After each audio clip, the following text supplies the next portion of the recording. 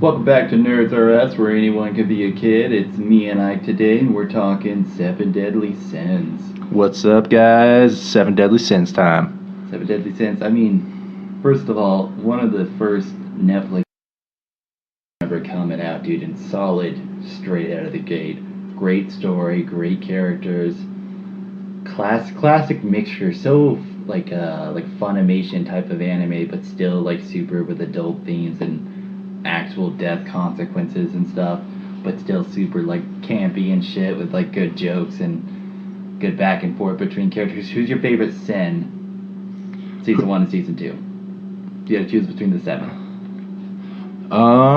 Favorite sin so far. So Season 1. Let's start off with Season 1. My first favorite character was definitely Bon. Yeah. Bon is my fucking shit. He is a fucking beast. And then, as Season 2 progresses, Bon becomes even more of one of my favorite characters. But then you're introduced to Escanor. And Escanor is the sin of pride. And, dude, he's just everything that I look for in a fucking good anime. A good anime character. Dude, he is a fucking beast. He's super OP. He goes from this skinny little nerdy dude, this dweeby little fucking bartender dude, to a fucking hulking, gigantic OP motherfucker. And the thing is like, his power is amplified by the sun. So the more sunlight, the stronger he is. The closer he is to the sun, the stronger he is. And they play that off a lot in the second season so far, and he's fucked up some people already. He's just shit on like multiple of the by himself, no fucking hassle, like demolished them. Well, I saw the scene where he was in the bar, and that one commandment was like, we're gonna play a game, we're gonna fucking hit for hit this shit. And in the one of the Ten Commandments, like, hit him. He's like, oh, he already died? And he's like, JK, I'm swole as fuck. Yeah. I'll finish you with, like, one fucking hit. So, ready. What had happened was right before the Ten Commandments had come in, because I think there was 2 of them at the time. There was 2 of them. Right before the Ten Commandments walked in there, you had Meliodas Bon and... Wasn't it King? Was it them at the time? I think it was Bon's girl, who had been revived. Oh, did she get revived? Well, one of the Ten Commandments revives a shitload of dead people, who can harbor hatred and come back and like take their vengeance on people. Is like that's her Ten Commandment power, is to revive the dead and have them vengeful for whatever situation they were mad about before they died. So with that, she brings back what's her face, King's Elaine. Sister, yeah. Elaine, yeah. She brings back Elaine. And she is buck wild. She's fucking shit up in the fairy kingdom. About Bon being alive. Goes over to find Bon. Bon has that one chick. She drank the demon's blood and was... Oh, the chick who he took her fucking clothes and like episode 3. Yeah, who cut her hair. Funny as fuck, dude. That was what made me like him. And she's like, I'm gonna fucking stop you here. And he was like, oh, okay. And then she's like, did some kind of move on him, and he's like, oh, like, thanks for the shave. Like, does like the 10,000 slashes of death or whatever. And he's like standing there frozen with this terrified look on his face. And then all of a sudden his beard and his hair's cut. He dodged just enough to like cut his hair. I was a little bummed out. I was kind of like, oh, he's got a sick fucking beard. Yeah, like, no. I was kind of bummed out about that too. Especially with the gray. Yeah. Looks badass. So she ends up falling in love with Bond. Bond's in love with Elaine. Elaine's dead. She follows Bond around everywhere after the first season, right? She is up Bond's ass. Reasonably so.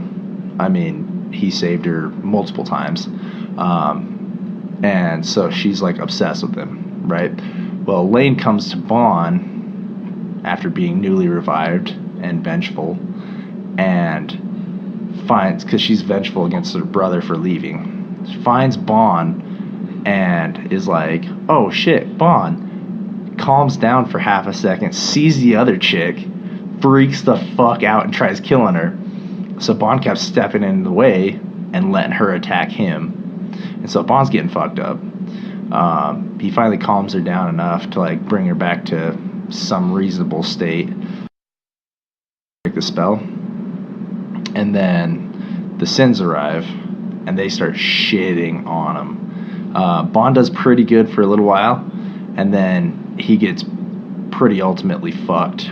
His soul gets sucked out of him, and his dad, the werewolf, this werewolf guy that like took his dad's place when he was growing up and raised him, his dad, who was dying, took his place, his soul, like switched soul spots, and so Bond's soul went back to Bond, and the chick ate his dad's surrogate dad's soul. Yeah. So Bond first season, and then Escanor second season. Because they get over to Escanor's place. They're trying to hide in the mountains, because what happens is Bond and Elaine get really fucking stuck. The chick has to drag them on her back, and she's not superpowered at all. Like, she's pretty fucking standard lower holy class knight.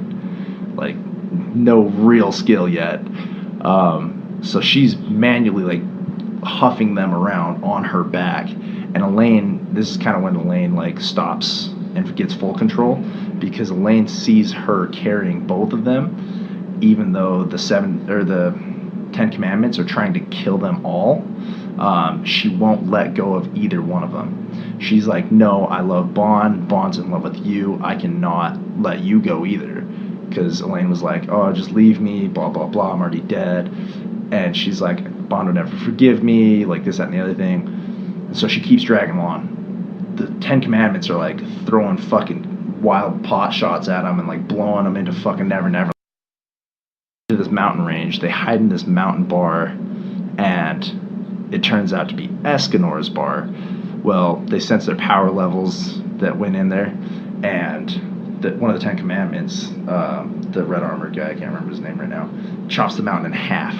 So the front face of the mountain just turns to rubble, right? And so in the fucking mountain, in the cavern, is Escanor's room. Well, Escanor becomes a hulking monster when he gets hit with the sun's rays. He's like Superman, yellow sun, gives him, power and life.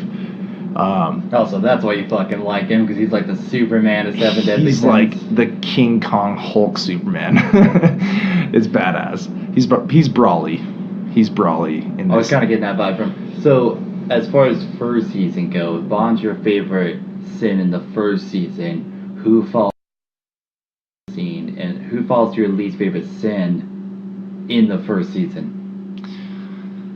Least favorite in first season would definitely be,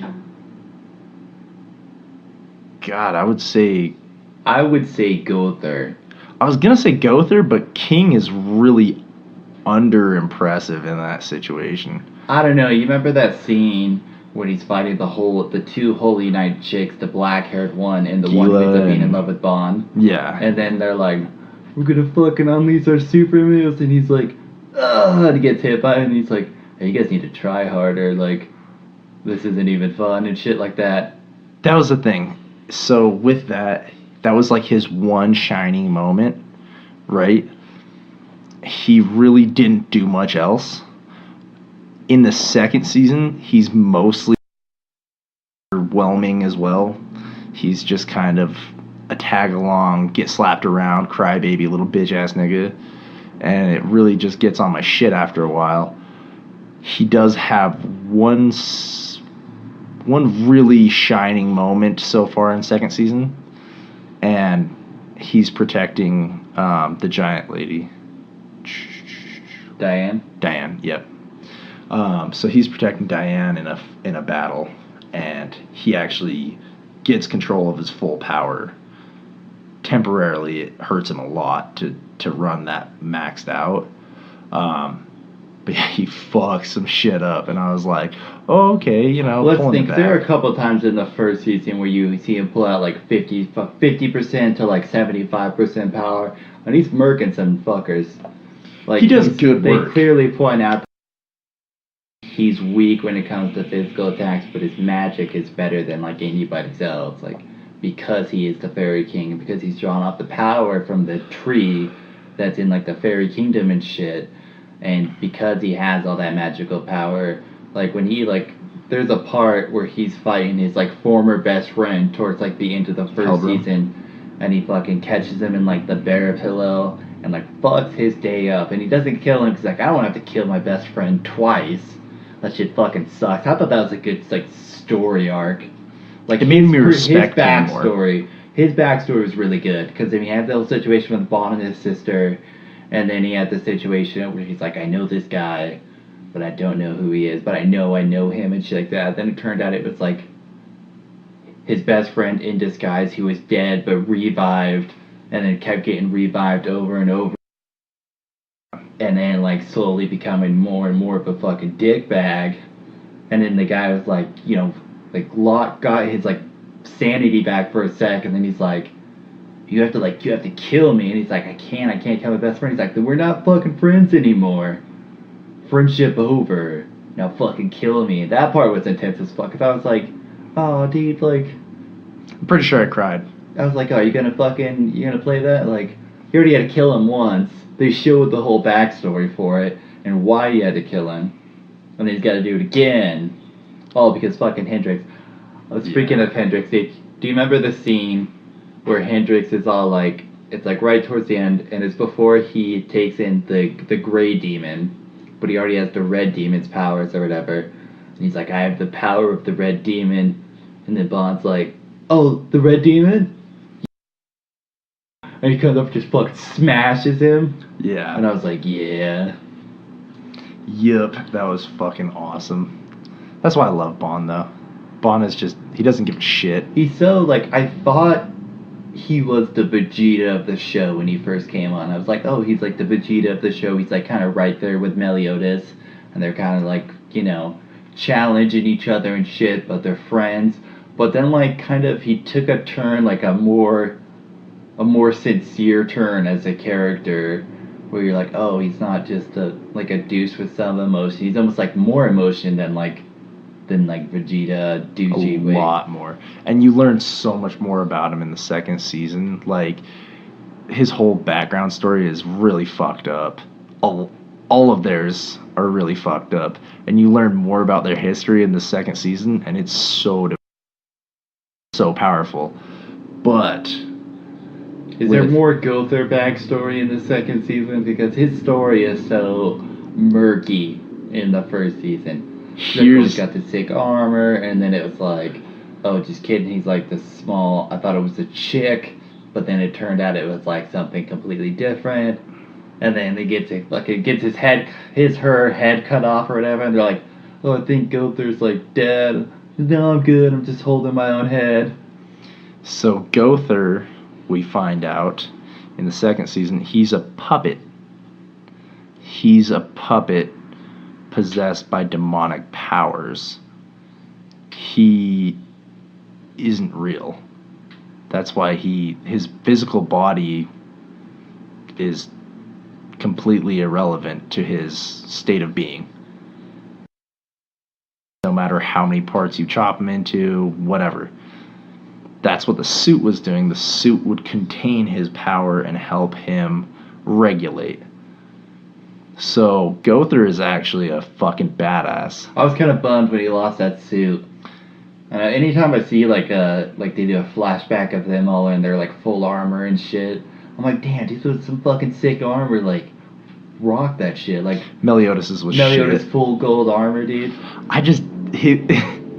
The weird helmet threw me off. I was like, It needs to be more aggressive for the leader of a fucking But that's badass the crew. thing about Meliodas. If you think about it, that armor fits him as a character more than a real aggressive one, because he's not, unless it's like a life or death situation. True. Then he's like full demon mode, fuck your day up. But like other than that, he's pretty unassuming. He's just like broken blade, you know. They really power up the characters in the second season. I'm sure they have which to, is because very respectful. Because you see them slowly power up and start to realize like what their power was originally, as when they were holy knights. Yeah. Like the further you go throughout the first season, as they fight like, you know, stronger and more badass characters. Then if you're gonna throw like 10 Commandments in there, like they're equals as far as like power goes in certain situations. I'm sure not all of them. I'm sure there's like B-lister commandments and there's A-lister commandments. So with the commandments, actually, it turns out that even the weakest commandment is way more powerful than Bond in his current state. Meliodas. So the first commandment got destroyed by... That's because Escanor completely can't control his pride. That's why he's the sin of pride. And when he gets into a fight, he's getting damaged even slightly, because you really can't hurt the guy, as it turns out. So when he's being attacked, or when he's having an attack thrown back on him, he's just like, his face drops to a more serious tone, and he's like, "Oh, you thought you had me. I'm going to fucking rape you now." And he just shits on people. So he's the first one to destroy a sin. And he destroys 2 sins, correct? He's destroyed... I've seen him destroy 2, but the first 2 sins, the first 2 commandments that he encounters, he kills one of them and almost kills the other. The other gets recalled. Then he runs across and what seems so far like he's killed 2 more in one shot. Like, so the big, tall, gray-haired dude. Yeah. And Meliodas' brother, his twinner. Yeah. The black-haired Meliodas. Yeah, so as far as I know right now, at least one of them is dead. And I think it's the gray-haired guy. So the gray-haired one is not Meliodas' brother. He's Meliodas' understudy as a demon. Oh, okay. And he looked at him like a brother. So that's where it's kind of convoluted. But supposedly he's like the most powerful. What they were referring to in and of themselves when they first got there. He's the leader. Do a lot of them, because I remember they discuss in the first season that they all have like all the sins have a specific weapon that like amplifies the power. Like Diane gets her hammer. She ends up getting her hammer back. I think she's like the only one who gets her thing. I think King still has his the whole time. And then Bond's like, I sold mine. And then I think there was like I lost it or some shit. They don't like have them all. Do they get them back in the second season? Because I'd like to see it, because they showed Diane use hers, and she like fucking murked like the whole town, threw a hammer blast down, and even the fairy guy, Bond's best friend.